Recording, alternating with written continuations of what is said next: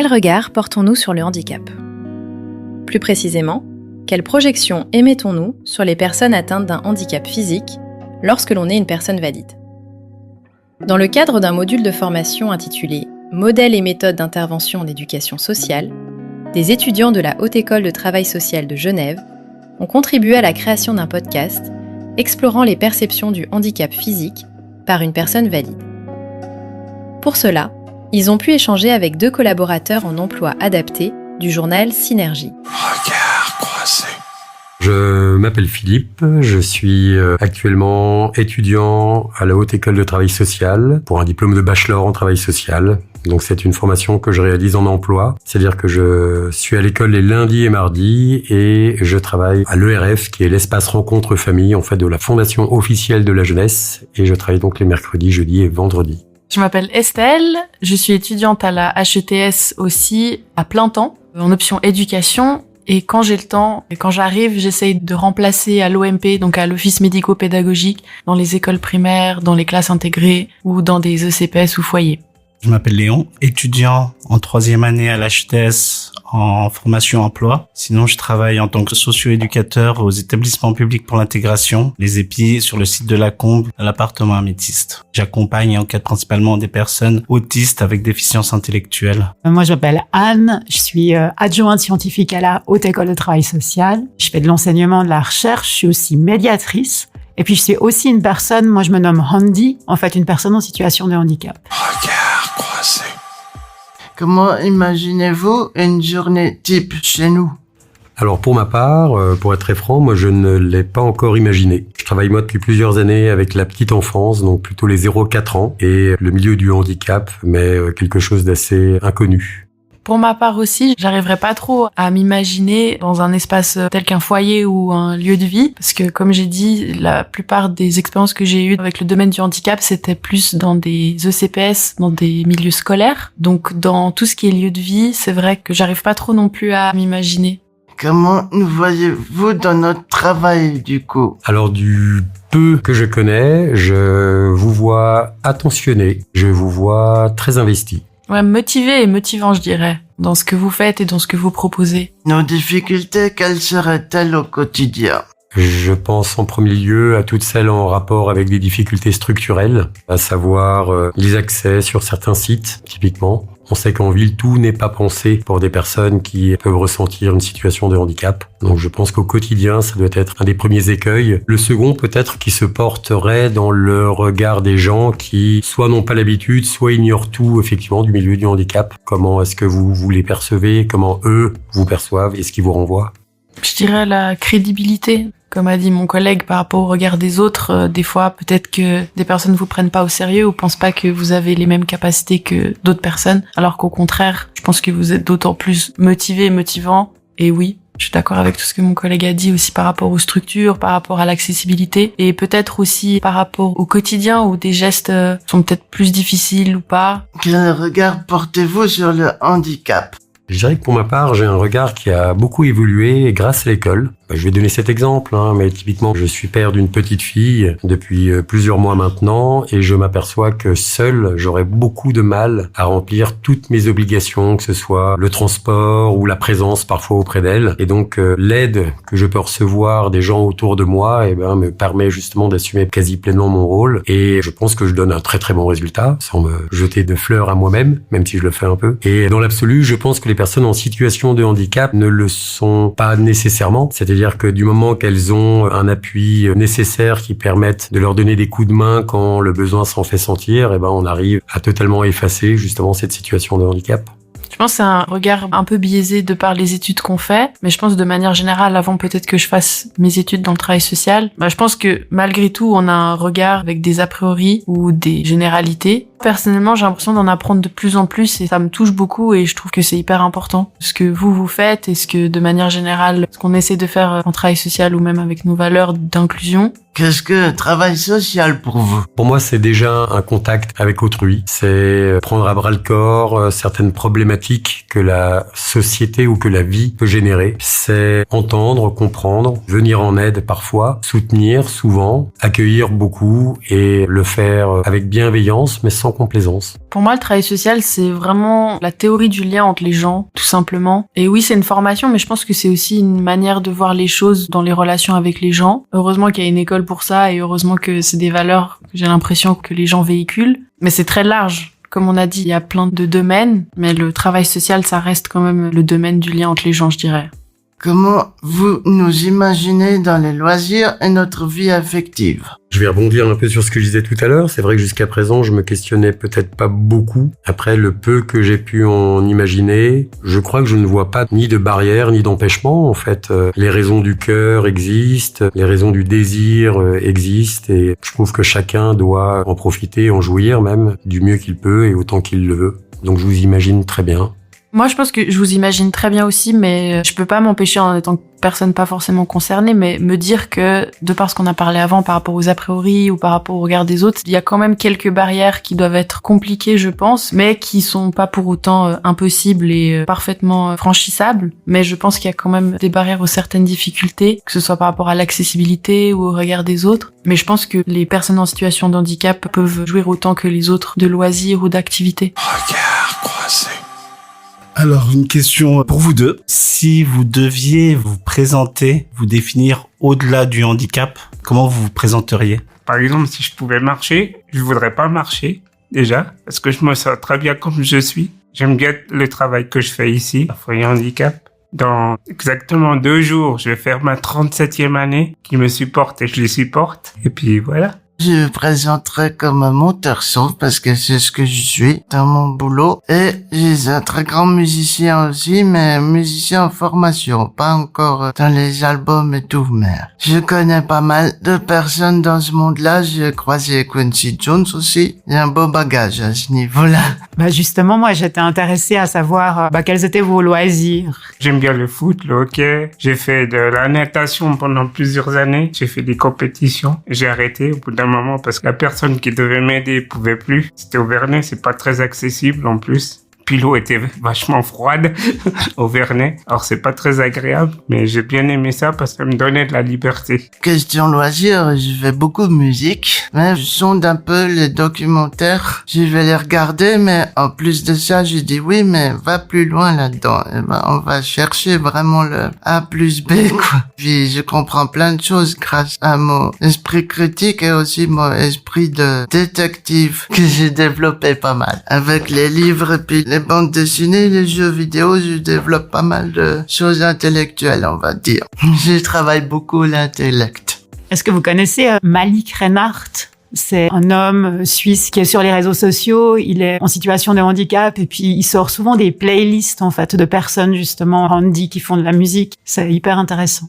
Et je connais, j'ai vu une fois en live. Sinon, j'avais une autre question pour vous. C'était de savoir ce que vous pensiez de la société actuelle, si elle était assez inclusive, si au niveau ergonomique, il y a tout qui était fait pour une réelle inclusion ou s'il y avait encore beaucoup de travail. Non, il y a encore pas mal de travail à faire, beaucoup. Par exemple, moi qui viens avec les transports publics, d'habitude, ils sont jamais à l'heure déjà. Alors, ils nous stressent déjà avant d'arriver. On doit arriver à l'heure. Une fois sur 2, ils nous disent pas bonjour. On dirait qu'ils sont pas contents de travailler ou je sais pas. Ils me font la gueule, mais c'est pas grave. Je suis là pour prendre les transports, pas pour qu'on me fasse la gueule. Puis j'habite tout seul. J'ai mon propre appartement. Je suis autonome. Je prends ma douche. Je fais mes courses comme tout le monde. J'ai une vie comme tout le monde. J'ai mon appart aussi. Je fais presque tout comme tout le monde, sauf que pour me déplacer, c'est pas comme tout le monde. J'ai besoin d'aide parce que sinon je me perds dans l'espace. Côté inclusion, je suis désolé, mais je veux pousser un coup de gueule. Je dis que c'est vraiment du foutage de gueule. Par exemple, quand on va en vieille ville, déjà, les charmants pavés, c'est vachement pratique quand t'es en chaise électrique. On est obligé de prendre des risques plus que les autres. Déjà, les magasins, il faut qu'ils soient un peu plus accessibles aussi. Pas les grands magasins, les petits magasins. Des fois, c'est impossible d'y aller. Tandis que dans les grands magasins, il n'y a pas de problème. Mais quand c'est pour aller faire les boutiques ou des trucs comme ça, je vais pas demander à la vendeuse d'essayer les habits dehors, par exemple. Je voudrais pas. Puis aussi que les entreprises nous engagent, pas que Foyer Handicap.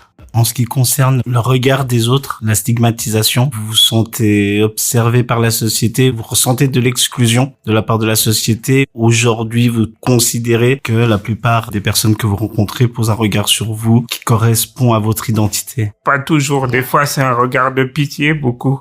Puis on nous demande si on a besoin d'aide. La plupart du temps, non, j'ai pas besoin. Puis des fois, j'ai besoin. Ça dépend. Mais c'est aussi à nous de faire le premier pas. Pas que les gens aient peur de nous. Ils ont peur de te faire mal. Ou si tu te touches, ça y est, ça te fait mal, t'es foutu, quoi. On n'est pas de la porcelaine, mais il y en a qui ont peur. Je suis désolé, mais moi j'ai l'impression l'inclusion c'est surtout pour te donner bonne conscience et puis faire une vitrine qui n'existe pas en fait. Tout ça c'est virtuel. Maintenant j'en ai marre, je dis faut passer au concret maintenant. Et si vous faites pas, c'est nous qu'on va faire. J'ai des idées, je suis en train de préparer quelque chose. J'aime pas du tout le concept d'inclusion, personnellement, parce que je trouve que c'est de nouveau demander aux personnes de s'adapter à un système qui existe déjà. Et j'aime beaucoup parler de co-appartenance, de se dire, on appartient tous et toutes à ce monde et comment on vit ensemble sans demander à certaines personnes d'être inclus dans un modèle qui serait le modèle normal. Est-ce que vous y avez déjà pensé? Oui, mais par rapport c'est à comme je vous l'inclusion. ai dit, c'est à nous, puis c'est à la société de faire un effort, aux deux. Parce que nous, on veut bien. Mais si l'autre côté, il se bouge pas, Et en même temps, j'ai l'impression qu'il y a déjà beaucoup d'efforts qui est fait par les personnes qui sont handi ou en situation de handicap. C'est une charge au niveau des structures qui sont pas adaptées. Et moi, j'ai tendance à dire que la responsabilité, elle est plutôt du côté des personnes valides. Parce que je trouve qu'il y des a politiciens surtout. des politiciens, des politiciennes, mais je pense aussi des individus. Eh oui, tout à chacun. Quid de la question qu'Anne vient de vous poser? Est-ce que vous vous sentez écouté pour vos revendications? Pas trop. Parce que les politiciens, ils promettent beaucoup, puis on voit rien venir. Se sont écoutés, mais quand eux, ces messieurs dames, ils veulent. Oui, quand ils doivent se faire réélire, par exemple. Là, ils sont très forts. Là, ils sont très gentils. Là, ils disent oui, on vous écoute. Mais quand ils sont élus, non, oubliez. Je vais Au revoir. rester sur mon trône d'or, et puis les autres, ils peuvent penser ce qu'ils veulent, et voilà. C'est dommage. Et autre sujet peut-être sensible, mais vous êtes employé par Foyer Handicap. Ils vous rémunèrent. Qu'est-ce que vous pensez de la rémunération qu'on vous octroie? Est-ce que vous n'avez pas l'impression que c'est une forme d'esclavage un peu moderne ou de servage moderne? Non, c'est pas de l'esclavage. Moi, j'appelle ça de l'argent de poche. On veut pas gagner des millions et des cents. Si on gagne trop, on a nos prestations sociales qui baissent déjà, parce qu'il y a des barèmes, je sais pas si vous savez. Puis si tu dépasses le barème, il te diminue tes prestations. En tout cas, pour les personnes, il me semble qu'ils sont au chômage, à l'hospice, il y a une nouvelle loi qui est sortie qui s'appelle la LACP, si je me trompe pas, qui permet aux personnes qui sont dans ces situations donc précaires de garder leurs prestations et quand elles travaillent, en fait, ça devient du plus. Ça vient en complémentarité. Je me dis, mais pourquoi ils appliquent pas la même chose pour les personnes en situation de handicap? Donc, ça pourrait être une source de revenus supplémentaires. On n'est pas à la rue, on fait pas la manche, on gagne bien notre vie grâce à l'AIP et à l'OSPC, mais il faut pas faire les fous, hein. Tant que j'ai un toit et je peux payer mes factures et avoir un frigo plein, je peux déjà être content. Si je travaille à Foyer Handicap, je viens pas pour l'argent. C'est pour m'occuper, pas rester toute la journée à la maison, puis regarder la télé, puis aller à droite à gauche. C'est surtout pour m'occuper. C'est pas pour l'argent. C'est pas parce que je gagne des millions, mais c'est pour la tête, pour m'occuper la tête. Sinon, les journées, elles sont longues quand tu fais rien. Je viens ici pour créer quelque chose. J'ai toujours été créatif et je vais le rester, je pense. Je sais pas si c'est mon côté musical qui fait ça, mais je pense beaucoup parce que quand j'étais petit, ma mère elle m'a pris sur un morceau de Barry White et on a dansé. Ça m'est resté et là, je connais toutes ces chansons depuis longtemps et puis c'est mon mentor pour la musique, lui, donc voilà. Quel est le style de musique que vous composez? Mais je compose pas, je fais les textes. Après, il y a quelqu'un qui fait la musique et je fais le montage des clips audio aussi. Nils et moi, on travaille ensemble dans le montage. On fait du montage audio. Et je fais aussi des articles. On travaille souvent en groupe. On s'entraide. Et on rigole beaucoup. Du coup, depuis combien de temps vous vous connaissez? Ça fait un petit moment qu'on se connaît. 10 ou 15 ans. Peut-être plus, je sais pas. Moi, j'ai commencé avec toi, c'est vraiment travailler. C'est quand j'y suis arrivé ici à Synergie. Fin 2006, je crois. Quels sont les sujets sur lesquels vous écrivez? Ça dépend. D'abord, on se met en groupe. On choisit. Chacun propose un sujet. Puis il y en a qui disent oui, il y en a qui disent non. Puis on travaille aussi pour le journal de Chancy. C'est 4 articles par année. C'est eux qui nous proposent les sujets. On essaye aussi de travailler pour les autres communes. On a envoyé une lettre comme quoi on aimerait aussi participer. On attend les réponses, voir s'ils peuvent nous donner un peu plus de travail. Et on verra bien, quoi. Puis on a déjà interviewé des scientifiques aussi, hein. Ce serait quoi la chose que vous auriez envie de dire à des personnes qui sont pas forcément au courant par rapport au handicap de manière générale? Venez nous voir, c'est tout simple. Vous saurez comment on arrive à parler, on n'est pas des idiots, pas de problème. Je suis pas quelqu'un de coincé, je parle facilement. Parce qu'avant, vous parliez justement que des fois dans la rue, des gens osent pas trop venir vous voir. Oui. Par exemple, quand il y a des enfants, quand ils disent, t'as vu maman, il marche pas comme moi. Alors des fois, je laisse, et des fois, je vais vers la maman et l'enfant, je lui explique pourquoi je marche pas. Et il comprend. C'est aussi à nous de faire un effort. Est-ce que vous avez des campagnes de prévention ou de sensibilisation où vous allez auprès des personnes, expliquer quel est votre quotidien, expliquer votre vécu pour sensibiliser la société vraiment au regard posé sur le handicap, sur votre situation? On a surtout fait de savoir qu'est-ce que c'est la sensation quand une chaise va par exemple prendre une descente, ou savoir qu'est-ce que c'est quand on doit monter, voir comment on se débrouille nous un peu parce qu'on a les muscles bien développés, parce qu'on doit justement pousser la chaise tout le temps. J'ai rencontré une ou deux qui disent on est crevé après. Et je dis bienvenue au club, maintenant vous comprenez. Faut leur montrer parce qu'ils se rendent pas compte. On avait fait des journées aussi de sensibilisation au HUG. C'est la journée du handicap. On avait fait une démonstration pour montrer aux gens comment il faut pousser la chaise, passer un trottoir, faire des slaloms avec la chaise. Toi, Nils, qui avait parlé du fait que tu trouvais que pour l'instant, la société, elle répondait pas forcément à vos besoins. Ce serait quoi, par exemple, tes revendications ou alors les choses que t'aimerais dire? Plus particulièrement sur la vie affective.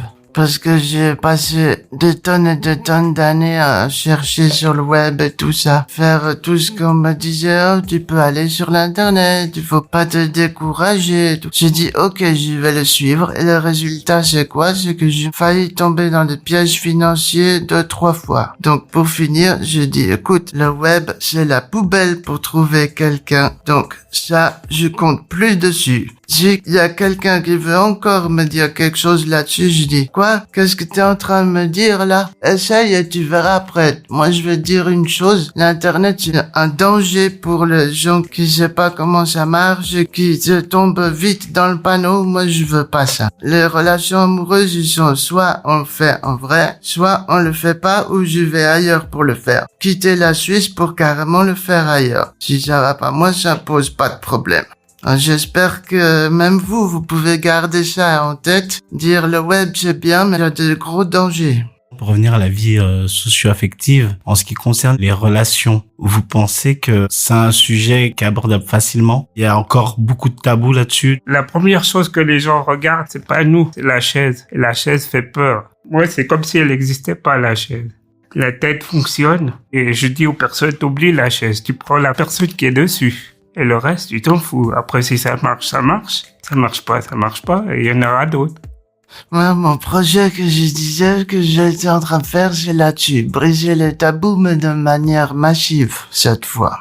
Même nous, on peut tout à fait développer une relation amoureuse et peut-être même mieux qu'une personne valide. On est beaucoup plus fort pour maintenir le couple hors de l'eau que quelqu'un qui est valide. Vous avez parlé d'escroquerie. Vous avez souvent été la cible d'escroquerie. Quand j'étais en train de rechercher l'âme sœur sur le web, que je faisais comme tout le monde me disait de faire, là, oui, j'y étais souvent. J'ai pas ce souci-là parce que c'est moi qui gère. Alors si je fais une boulette, c'est pour moi. Tout ce qui est finance, je le gère moi. J'ai pas quelqu'un qui m'aide, qui me surveille derrière l'épaule. De ce côté-là, ça va. Mais il faut pas faire les fous. Est-ce que votre autonomie, vous y avez accès? Est-ce que l'autodétermination de prendre vos propres décisions, vos propres choix au quotidien, vous les avez aussi? Est-ce que pour vous, ces mots ont un sens? Est-ce que vous y avez vraiment accès? De ce côté-là, ça va bien. Puis si on a besoin d'aide, il y a toujours services sociaux qui peuvent nous aider. Si le Pro Infirmis, je sais pas si vous connaissez, services sociaux de Genève, toujours quelqu'un qui nous donne des coups de main. Pour ça, ça va. Je dirais, si on veut définir les choses, je dis autodétermination, oui, mais c'est pas 100%. Et c'est bien dommage. Regard croisé. Qu'est-ce que c'est le travail social pour vous? Travail social, on forme notre cerveau à réfléchir autrement que monsieur, madame, tout le monde d'abord. On le rend un peu plus affûté, on va dire. Deuxième chose, c'est aussi beaucoup de théorie. Et malheureusement, je pense qu'il y a encore trop de place pour la théorie et pas assez pour la pratique là-dedans. Si quelque chose doit évoluer là-dedans, c'est mettre plus de pratique, moins de théorie. travail social, il y a encore beaucoup de choses à faire, beaucoup. En Suisse, c'est déjà pas mal, mais comparé à d'autres pays, je peux vous dire, si on compare à la France, par exemple, c'est plus compliqué. En Suisse, on nous aide pas mal déjà. Ils ont fait beaucoup d'efforts. Il y a encore beaucoup à faire. Supprimer les barrières. Et c'est long pour enlever les barrières, hein, Nils. C'est quoi le plus difficile pour vous quand vous parlez d'enlever les barrières? Pourquoi c'est autant difficile, vous pensez? Comme je vous ai dit tout à l'heure, les politiciens font pas un effort. Ils devraient prendre notre place. Rien qu'une journée. De mon point de vue, pour les faire, vraiment, c'est enlever trop de théorie, mettre plus de pratique. Plus on met la pratique, plus on va se rapprocher des choses vraies. Et c'est ça qui est plus intéressant. Tout à chacun fasse un effort, mais ça, on est en Suisse. C'est comme disent certains, aussi vite que possible et aussi lentement que nécessaire.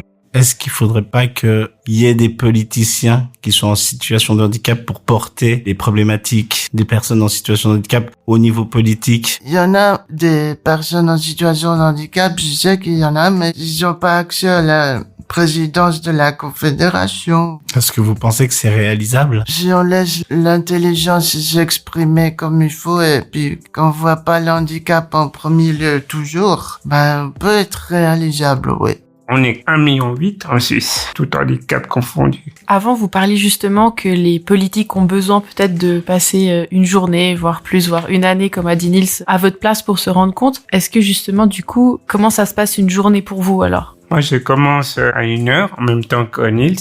On va voir nos chefs, nous dit il y a ça à faire, il y a un planning. S'il y a des interviews comme aujourd'hui, on prépare. S'il y a des articles à faire, on se met à 2, puis on le fait. Ça dépend, ça change tout le temps. Autrement, juste avant d'aller au boulot, jamais nous demander quelque chose avant 10 heures. Parce que ça prend déjà une demi-heure, se lever, s'habiller et puis prendre le petit-déj. Justement, au sujet de votre journée, vous évoquiez tout à l'heure des membres de la famille. Typiquement, nous, à l'école, on parle beaucoup des proches aidants. Qu'en est-il pour vous? Est-ce que vous êtes entouré, soutenu? De quelle manière? Moi, j'ai ma cousine qui est ici. Je la vois, on va dire, tous les siècles, ou les anniversaires, ou quand il y a un enterrement ou un mariage. Sinon, on s'appelle de temps en temps, on mange ensemble. Et le reste de ma famille, moi, j'ai plus mes parents. J'ai un frère que ça fait 30 ans que je l'ai pas vu. Il m'appelle pas, je l'appelle pas. C'est comme ça, je m'entends pas avec. C'est des choses qui arrivent. Sinon, j'ai cousins, cousines qui sont tous en Espagne. J'ai ma mère, plus mon père. Ma mère pas en bonne santé. Donc, mes proches aidants, ils sont des amis de là où j'habite. Elle m'a déjà beaucoup accompagné dans les voyages. J'allais en Angleterre, j'allais au Maroc, j'y suis allé un peu partout, quoi. Et maintenant, je commence à me faire une vie bien. J'ai dit à maman, tu t'inquiètes pas pour moi je gère. Et voilà. Et là, on évoquait les relations familiales, mais est-ce que vous avez des amitiés solides qui ont pu se créer en dehors de la famille ou de foyer handicap? J'en ai très peu, parce qu'il faut pas en avoir 50 non plus. C'est des gens qu'il faut avoir confiance. Déjà, ou tu les appelles puis ils viennent t'aider ou quoi que ce soit. J'en ai très peu, j'en ai 4 ou 5. Je peux les appeler à n'importe quelle heure, où il peut m'arriver une bricole, ou je peux compter sur eux. Je peux aussi compter sur ma cousine, bien sûr. S'il m'arrive quoi que ce soit, elle est là pour m'aider. J'ai une sœur de cœur et tous les autres amis, j'ai des amis musiciens et théâtre et tout, donc là j'ai de la chance. Et il y a une autre aussi que j'ai une grande amie, mais c'est, on va dire, relation libre. Est-ce que vous pensez en fait que dans cette société, on n'a pas tous un handicap? Il y a aussi les handicaps invisibles qu'on voit pas aussi. Ça, il y a de plus en plus. Je vous pose la question, une des questions qu'on m'a souvent posée, c'est t'es-tu déjà retrouvé en situation de handicap? Et en fait, à cette question, je me suis rendu compte qu'en fait, on s'est tous retrouvés à un moment dans notre vie en situation de handicap. Je pense que les gens devraient s'arrêter peut-être à cette compréhension, l'empathie de ce moment-là pour aller vers les personnes qui ont un handicap chronique. C'est pour ça que je vous ai dit, il faut aller l'un vers l'autre. Ce qu'ils ont fait les Américains, c'est qu'ils ont intégré tout de suite dans la Constitution le fait d'être handicapé. Et ce que nous, on n'a pas fait, nous, on est resté sur handicap égale maladie. Et ça, c'est notre grande erreur à toute l'Europe. La Suisse aussi. Il reste trop sur le mauvais côté de la chose. Il va pas assez sur le côté positif. Et l'Amérique, c'est tout le contraire. Ils ont mis ça dans la Constitution, donc pour eux, ça fait tellement longtemps qu'ils ont ça que ça n'existe plus le mot handicap pour eux, ou alors c'est utilisé mais beaucoup moins présent dans le côté négatif que j'allais encore ici en Europe. Je pense qu'ils ont fait beaucoup d'efforts quand il y a eu la guerre du Vietnam. Oui, c'est ça, il vient de là-bas justement. Ça a commencé à cette époque-là. Oui. Commencer à adapter les choses. Oui. Et c'est pour ça que moi je dis si on veut atteindre ce niveau-là, il faut que déjà l'Europe commence à changer sa manière de voir, que c'est pas tout de suite horrible, mais qu'il voit plutôt l'autre côté. Regard croisé. Merci d'être venu. Merci beaucoup. Merci beaucoup. Quoi.